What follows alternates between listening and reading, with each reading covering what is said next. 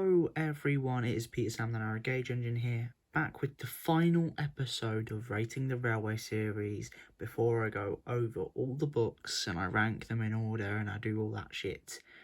Today we're doing Stepney the Bluebell engine versus Duke the Lost engine, but just before we do that, I'd like to say that the Chris Audrey stuff will be coming next year. I want to give you guys a break before I go into that. The Chris Audrey stuff will be coming like December or January, depending on how much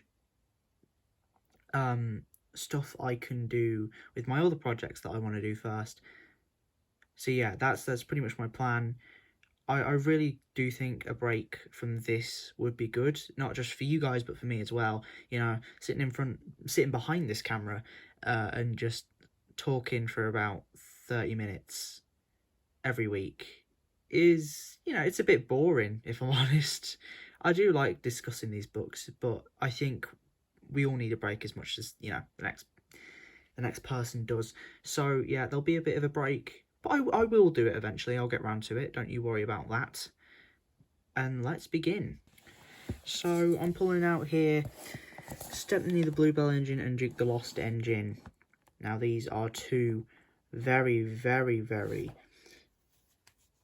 good books, I want to say. The last time I checked, they were both pretty solid, if I'm honest. And I don't see them really being that bad. I don't think either of them are going to be in like the bottom. However, well, let's just jump into it. I think let's just jump into it, and yeah. So we're going to start with Stepney the Bluebell engine, of course, because it is number 18, so that makes it the first one. And let's have a look at the stories. So our first story here is Bluebells of England, and I gotta say, it's a pretty fucking disappointing start, ain't it, lads? I mean, this is the final one, and we've got Bluebells of England of all stories to deal with. It's just a conversation between Douglas and Percy, and that's it. And they just talk for a bit, and then Stepney arrives, and that's it. That is literally it. That's all I can say. I think it speaks for itself, really. But yeah, it's very basic. It's nothing spectacular at all. I might like to mention that Stepney is a real engine. He's like a terrier or something. He's a terrier engine, isn't he? Yeah, and he's on a real like vintage railway, I think they're called. I don't know, but I know he's real. That's all I know. It's a nice conversation, you know. It does go to display that not all diesels are bad, and Percy's understanding of that, and you know that's nice. I'm glad it's a bit short, but you know, apart from that, it's just a bit of a bore to sit through. Really, I kind of tend to skip this when I read this book. Stepney's Special isn't much better. It's sort of your slice of life sort of feeling.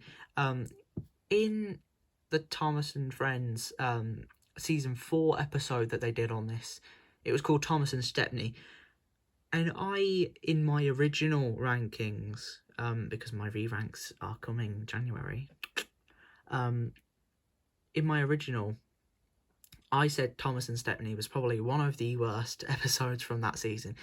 Gotta say, this has not swayed my opinion at all, because I think Stepney's Special really does help my case, talking about how unlikable Thomas is, and just how boring the book is, really. And I think there's a bird outside trying to get in my conversation. Jesus Christ, the birds around here, I just want to kill them. But anyway, yeah, Stepney Special, it's a bit better. It has story. It's not just a fucking conversation, but you know, it's nothing special. Pun intended, weirdly. But yeah, let's just move on, because the latter half of this book, I swear, it's amazing. And now we come to Train Stops Play. Finally, we get some good shit. Train Stops Play has Caroline. It has a chase. It has pretty much everything. It's very light-hearted in the chase as well. It's not just chase because Caroline's evil and she wants to tear up the roads. No, the chase is because they lose a ball in one of Stepney's trucks, the drivers, and they try and get it back at any cost necessary, even though they could just drive to the shops and buy a new ball.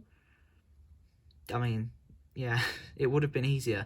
But then, again, it would have cost them. So I can kind of understand. I just don't get why they drive that far for it. Train Stops Play has a sweet ending as well, with Stepney carrying Caroline, who is clearly not fit to drive around, back to the cricket pitch where her driver is. It's nice, you know. It's a sweet ending, so I really like it for that reason. It's definitely a solid story. It's better than the previous two, no doubt about that. And yeah, it's just pretty good. Bowled Out is our final story here, and I gotta say, round of applause to Bowled Out, because I actually really do like this one. It's just definitely a favourite for me. Bowled Out is about this snooty diesel when he comes to the shed, and he acts all poncy, but then he fails. He breaks down when he tries to take some coaches due to a bowler hat, and I really like that. Yeah, it's just funny, and you know, it's sad to see Stepney leave, if I'm honest, because I kind of grew like this much time passed since bloody fucking I grew to like Stepney. That bird needs to shut up, honestly. I'm gonna shoot it. But yeah, that much time passed to grow to like Stepney, and he fucking leaves. Great. That's lovely, that is. But so does the diesel, in a funny way. He lives behind a bad smell and a battered bowler hat, and I love it for that reason. Bowled Out is definitely a comical and justice type of story that I just love. It's definitely, I can see the reason why it was the last story other than Stepney leaves, you know. Definitely a favourite of mine. Now we move on to Duke the Lost Engine, and if you know my opinions on the season 4 episodes that are in this book, you'll know that I definitely love this book, and it's probably going to be number 1, isn't it? Let's be real. Anyway, we start with Grandpuff now. Grandpuff is just amazing in every way. I mean, it's exactly the same as the episode, so of course I'm going to love it. We have Duke, Stuart and Falcon, their relationship, the story of Stanley, or number 2. Yeah, definitely a poop joke there I could make, but I'm not going to. Yeah, I can understand why they changed his number 2's name to Smudger, because that could turn some heads if you called him number 2, that's all I'm saying. But yeah, Grandpuff is just amazing. I don't think I need to explain why, because it introduces us to this magical land that's like in the far reaches, and it's just in the way it presents itself, and the reveal that Falcon and Stuart are Peter, Sam and Sir Handel. I really like that reveal. I think it's funny, and I think, especially because that's the one thing that the episodes don't do, because we haven't met those characters yet, so I think that provides some good power to and weight to the story. Now, Bulldog, it's definitely inferior in my opinion. I just can't connect to it, really. It's nothing against it. It's just, it doesn't, for me, have the same magical sort of pull as the other 3 stories here. It's fun, don't get me wrong, and I love it, but I can't love it the same as the other 3 stories. Bulldog has Sir Handel falling off a cliff and Duke pulling him back on. I think that's the part that I don't really agree with. I think, you know, Duke's an old engine and Falcon looks pretty heavy. I don't think he'd be able to do that, but you never know. I guess he can, but I don't really know about engine strength, so I'm not going to judge. Anyway, Bulldog is definitely one that is really fun to watch, read, in whatever format you want to see this story or episode, you know. It's good either way. Yeah, definitely. You Can't Win. I love You Can't Win. It's the perfect payback plot, alright? We have Duke being humiliated by Stuart, and then him paying him a little payback, in which at the end, Stuart gets embarrassed and humiliated, like Stuart did to Duke, and it's just perfect. It's perfect revenge, and I think it's very funny how people think Duke was helping Stuart. Just so good. Oh, I love it. It's like that one other story that does that in the same way. What was it? Time for Trouble, something like that. It's called Time for Trouble in season 3. I forgot the name though. I think it's something. It's called something else in the Railway series. But there is a story like that, and I think this one tops that so well. It's just so brilliantly written. And, I don't really like going past the base sort of story, but you can tell that this just breathes years of lore and expansion and just building upon this railway. And you can tell that from all of these stories. It's just so eloquently put together. So good. Sleeping Beauty is the perfect ending. It's a collaborative effort to get Duke where he needs to be, back with his friends, Stuart and Falcon, to handle and Pete and Sam. It's got the small engines, it's got the fat and the thin clergyman, and it's just such a collaborative effort that it's hard not to love how Duke returns. In the TV series, it's a bit more iffy because it's not so much a collaborative effort, as the thin and the fat clergyman haven't been introduced, and neither have the small railway engines. So, in that sense, yeah, it's not as good.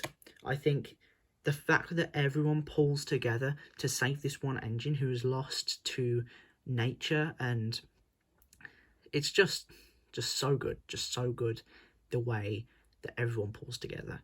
And I think the fat clergyman falling through Duke's shed roof unknowingly is hilarious. Definitely. I really like that. Such a sweet ending to a great set of stories. Amazing. And now for everyone's favourite part, the ratings. We have Stepney the Bluebell engine up first. Bluebells of England, 1.5 out of 5. Stepneys Special, 2.5 out of 5. Train Stops Play, 3.5 out of 5. Bowled Out, 4 out of 5, giving a total of 5.75 out of 10. Duke the Lost Engine, Grand Puff gets 5 out of 5. Bulldog gets 4.5 out of 5. You Can't Win gets 5 out of 5, and so does Sleeping Beauty with 5 out of 5, giving a total of 9.75 out of 10. So to me, it's abundantly clear that Duke the Lost Engine gets the win. Not one story is below a 4, and that's tremendously good. Like, even Four Little Engines that got like 2 5s or something, that still had meh stories.